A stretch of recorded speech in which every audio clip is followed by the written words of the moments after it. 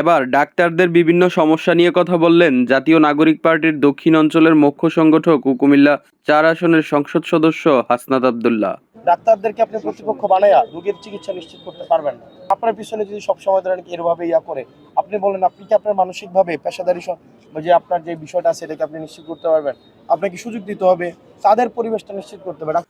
১৭ বছর পর শুক্রবার বেলা ১১টায় কুমিল্লার দেবিদ্বার উপজেলা স্বাস্থ্য ব্যবস্থাপনা কমিটির মতবিনিময় সভা শেষে সাংবাদিকদের সাথে একথা বলেন তিনি।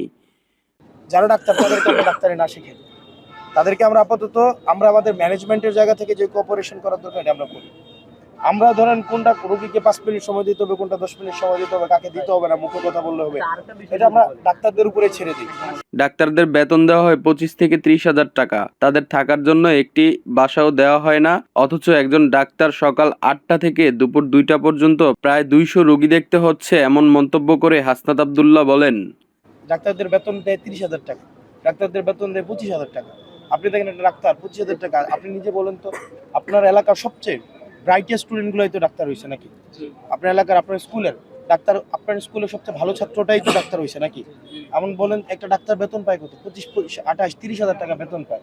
এখন এই 30,000 টাকা বেতন দিচ্ছেন আপনার সরকার, তাকে এটা বাসাও দিচ্ছেন না ঠিকঠাকভাবে, এবং তাকে প্রত্যেকদিন 200 করে রোগী দেখাচ্ছেন। আপনি 8টা থেকে 2টার মধ্যে 200 রোগী দেখাচ্ছেন, একটা ডাক্তার কতক্ষণ সময় দিতে পারবে আপনি বলেন?